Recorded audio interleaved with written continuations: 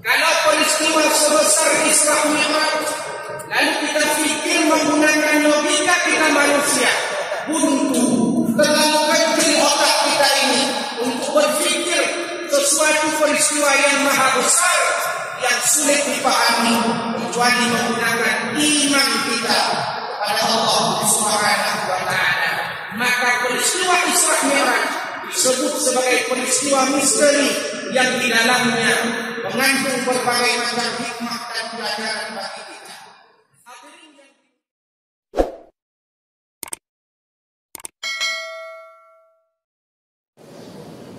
Assalamualaikum warahmatullahi wabarakatuh.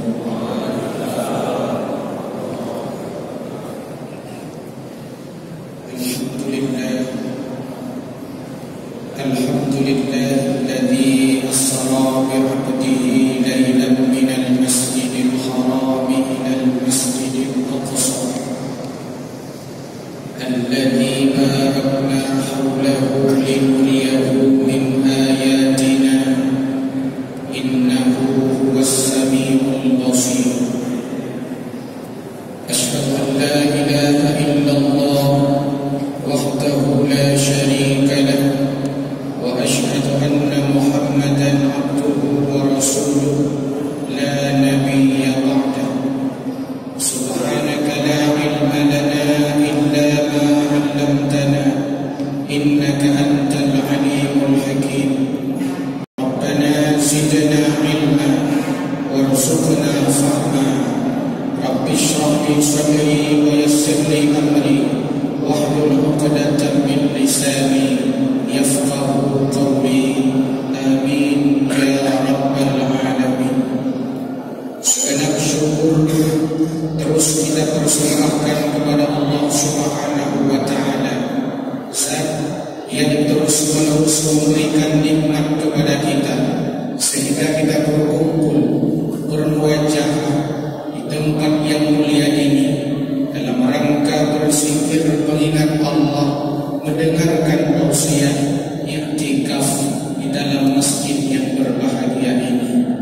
Teriring salawat dan salam kita persembahkan kepada junjungan kita bersama Nabi besar Muhammad sallallahu alaihi wasallam, referensi, teladan, uswatun hasanah bagi kita sekalian. Yang kita muliakan bersama Bapak Bupati Aceh Utara, kemudian yang kita muliakan Bapak Wakil Wali Kota Sumawe, kemudian yang kita muliakan Bapak Kapolres, yang kita muliakan Na'zim wa Ikram kepada Ketua MPU Kota Sumawe Abadi Lukman Putih, kemudian yang kita hormati dan kita muliakan Imam Besar Masjid Al-Hikmah Junda Abu Mansur Ifni Ibrahim, kemudian yang kita muliakan bersama Wali Jamaluddin yang telah memimpin zikir, mengajak kita berzikir bersama di sore yang berbahagia ini, dan yang kita muliakan seluruh unsur muslimin, Bapak Ibu hadirin wal hadirat yang tidak saya sebutkan satu persatu. Hadirin wal hadirat yang dimuliakan Allah, mari sejenak sekitar 20 menit ke depan kita melihat sebuah peristiwa besar, lalu kita refleksi kembali dalam kehidupan kita, mudah-mudahan memberikan hikmah dan iktibar serta filosofi yang baik dalam kehidupan kita sehingga kita mampu menjalani kehidupan ini dengan sebaik-baiknya. Bapak Ibu hadirin wal hadirat yang dimuliakan Allah Subhanahu wa Ta'ala, Isra dan Mi'raj merupakan sebuah peristiwa agung yang belum pernah dialami oleh manusia-manusia sebelumnya, bahkan manusia-manusia yang akan datang. Peristiwa ini hanya dialami oleh baginda Nabi Muhammad sallallahu alaihi wasallam. Sebuah perjalanan yang amat jauh, namun menempuh dengan waktu super singkat. Sebuah perjalanan yang amat jauh, namun ditempuh dengan super singkat. Kata Buya Hamka dalam tafsirnya Al-Azhar, perjalanan Masjidil Haram ke Masjidil Aqsa menggunakan transportasi unta membutuhkan waktu 40 hari. Perjalanan Masjidil Haram Masjidil Aqsa menggunakan unta membutuhkan waktu sekitar 40 hari. Belum Mi'raj Rasul sallallahu alaihi wasallam dari Masjidil Haram sampai langit yang bertujuh, sampai ke Sidratul Muntaha, bahkan ke Mustawa, bertemu dengan Allah Subhanahu wa taala. Sebuah perjalanan yang amat jauh tapi ditempuh dengan super singkat. Inilah yang membuat Abu Lahab, inilah yang membuat Abu Jahal dan kawan-kawannya tidak percaya terhadap peristiwa Isra dan Mi'raj, karena menurut mereka peristiwa ini tidak masuk akal, karena peristiwa ini tidak logis. Hadirin yang dimuliakan Allah Subhanahu wa taala, maka dalam berbagai tafsir disebutkan ketika Allah mengawali Al-Isra ayat 1 dengan kalimat tasbih Subhanallah, itu menunjukkan bahwa ada sebuah peristiwa besar yang sulit diterima akal dan sulit untuk dipahami dengan menggunakan logika manusia.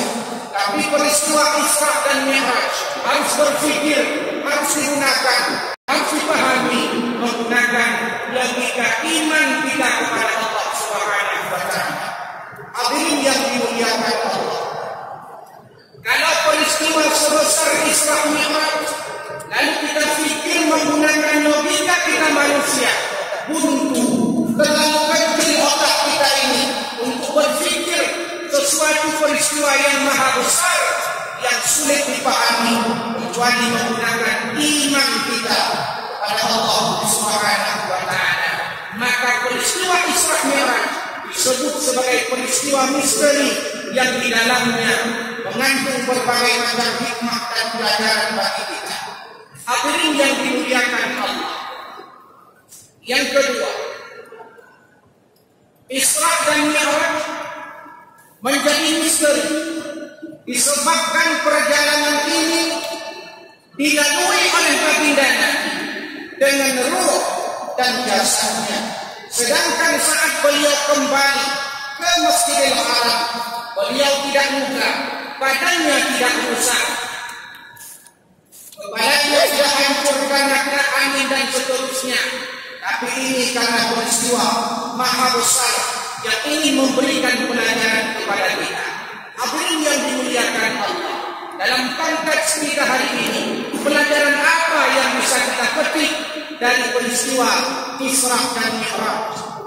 Pelajaran pertama, Bapak Ibu sekalian, sebelum Rasulullah berangkat Isra dan Mi'raj, terlebih dahulu beliau mengikuti prosesi pembersihan dada oleh malaikat Jibril menggunakan air Zam-Zam, dibedah dada baginda Nabi dan disucikan, dikeluarkan kotoran-kotoran batin dan dimasukkan ilmu, hikmah dan makrifat, ditutup kembali.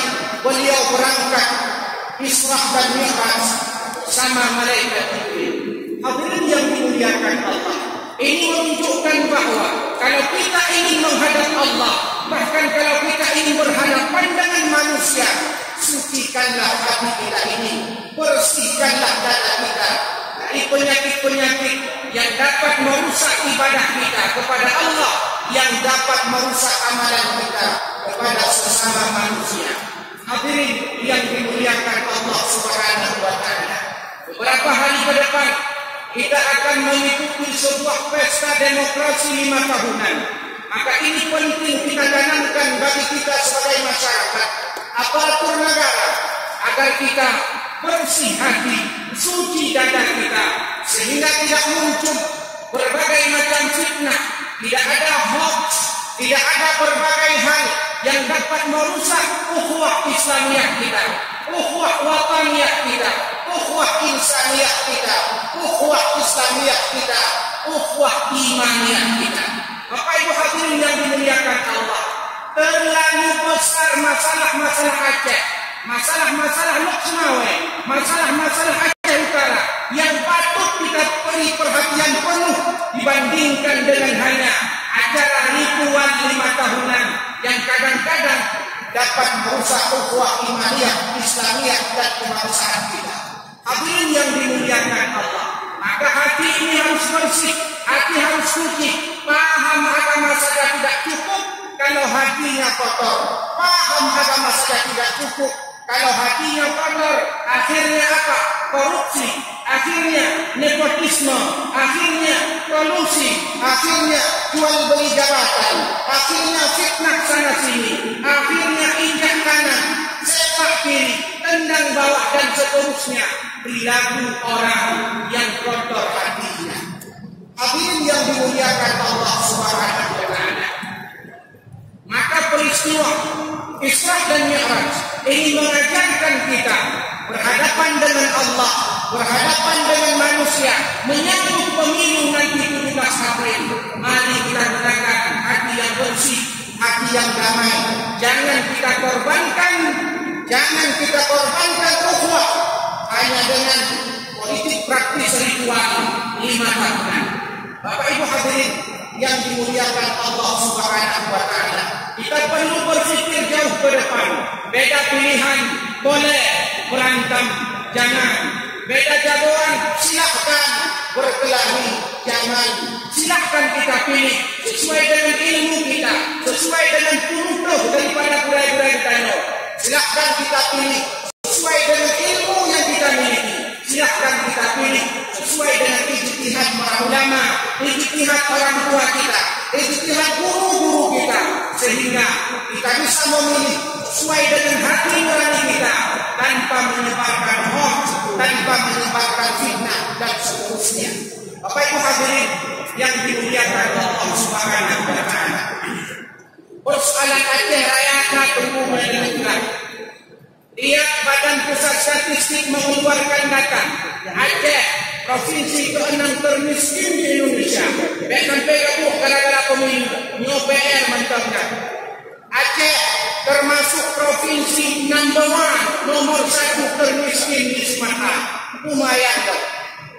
Bahkan penyakit jantung terbanyak di Aceh. Perceraian berkembang luas yang didominasi oleh gugat cerai fasakh. Ini PR kita bersama. Bukankah bumi Aceh ini kaya? Bukankah anggaran Aceh besar? Apa yang kita tidak miliki? Tumpu wanai Aceh. Muh di Aceh kan di mayam tumpu. Muh di Aceh kan 2 mayam. Kan her mayam. Kan pur mayam. Kan jutuh mayam. Bungung-bungung muh dari Aceh. Apa yang kita khawatirkan? Dan inilah yang perlu kita pahami bersama. Lihat, dulu saya punya kawan nangon tidak dari Aceh Selatan. Dong tanyong bangun dong tua, Pak tinggal di Aceh Selatan Pak. Ku percaya, puh-puhmu. Ku percaya di Aceh Selatan, puh-puhmu. Kayak hanya kasih. Mana puh-puhmu mentang kasih. Pulang tanya yang puh-puh pada yang jangan aku pikir. Hadirin yang dimuliakan Allah, ini yang perlu kita pikir bersama. Kita pikir listrik kita. Sampai-sampai tiap tahun mati. Pada tanya pujuan mati listrik menghadapi bulan Ramadan. Dan bulan puasa mati listrik. Ini yang kita perhatikan. Boh manuk yang berada-ada, natan berada-ada pemenang. Yang boh manuk yang berada-ada, boh manuk Aceh. Boh manuk Aceh, itu boh. Yang boh manuk Medan, empat orang berada. Roh pulau. Tira yang berada-ada, kadang-kadang kam tira kan manuk. Kadang-kadang tira yang berada-ada, kam tira kan pasir. Tira Medan tu pulau. Alah lagu dipegang tira tradisional. Anak vitamin. Kepada vitamin. Biasanya wadah kuat, wadah tarik, kuat je. Tentu hadirin yang dimuliakan Allah Subhanahu wa taala. Maka mari kita bersihkan hati kita. Berfikir yang jauh lebih besar. Jangan sampai kita bertengkar hanya politik ritual 5 tahunan. Pilihlah sesuai dengan kemampuan kita, sesuai dengan ilmu kita, sesuai dengan apa yang kita miliki informasi dari guru-guru kita, sehingga kita memilih sesuai dengan aturan, tanpa dipaksa, tanpa karena money politik, tanpa ada jual beli suara, bukan karena hidup pen, bukan karena hidup sembako, bukan karena hidup dulu, tapi betul-betul mereka pilih karena ilmu, karena tahu rekam jejaknya, karena tahu informasinya. Dan yang perlu kita pahami bersama, yang terpilih manusia akan mereka, yang terpilih manusia karena manusia, nak salah, nak kekurangan, nak kelebihan.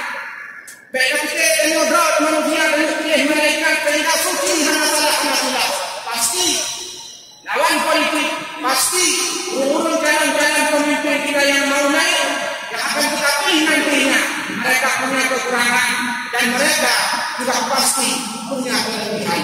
Ini yang dimuliakan Allah. Itu pelajaran pertama. Itu pelajaran yang kedua, Rasulullah Sallallahu Alaihi Wasallam dalam perjalanan Isra dan Mi'raj, beliau melihat beberapa tanda-tanda kebesaran Allah yang itu bisa memberikan pelajaran bagi kita. Di mana Rasulullah melihat sekelompok orang yang panjang kukunya, lalu mencakar-cakar wajahnya, kukunya panjang, mencakar-cakar wajahnya. Nabi Muhammad bertanya kepada Jibril, ya Jibril, siapa mereka? Mereka adalah orang-orang yang hidup di dunia, suka menyebarkan fitnah. Mereka adalah orang-orang yang saat hidup di dunia, suka mengadu domba. Mereka adalah orang-orang yang suka menyebarkan berita-berita bohong. Mereka adalah orang-orang yang suka menyebarkan berita-berita hoax. Inilah azab yang diberikan Allah, panjang kukunya, mencakar-cakar wajahnya. Hadirin yang dimuliakan Allah Subhanahu wa taala. Kemudian Isra Mi'raj juga mengajarkan kita pentingnya ada integritas. Siapapun kita, pemerintahkah kita, penyelenggara negarakah kita, masyarakatkah kita, siapapun kita harus punya integritas. Bukankah baginda Nabi ditawarkan dua jenis minuman, lalu Muhammad Sallallahu Alaihi Wasallam dari dua jenis minuman yang ditawarkan, susu dan arak, beliau memilih susu. Sehingga kata Jibril, benar pilihanmu hai Muhammad, karena apabila engkau memilih arak, maka umatmu akan cenderung kepada maksiat. Ketika engkau memilih susu, maka umatmu akan cenderung kepada kebaikan dan ketaatan. Ada panggilan kiri kanannya, panggilan dari kanan, panggilan dari kiri, tapi tidak dihiraukan oleh baginda Nabi.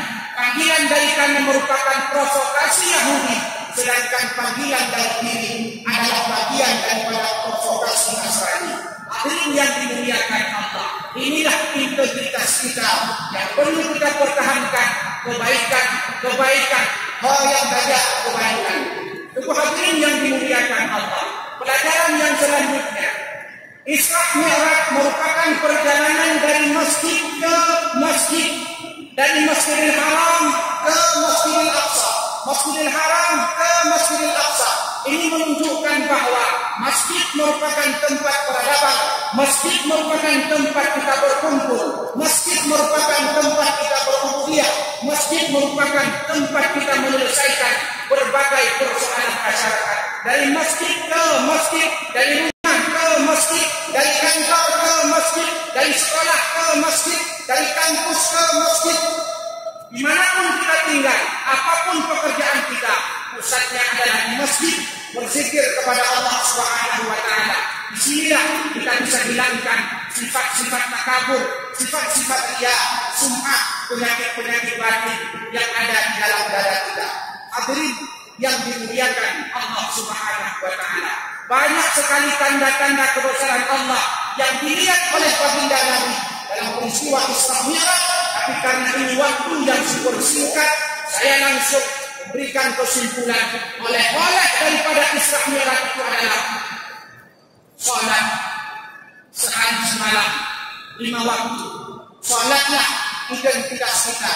Baik apakah doa Islam, apakah doa Islam, apakah doa macam semayangkan, mana urut lagi. Hadirin yang dimuliakan Allah, salat adalah identitas kita sebagai Muslim. Salat adalah identitas kita sebagai bangsa Aceh.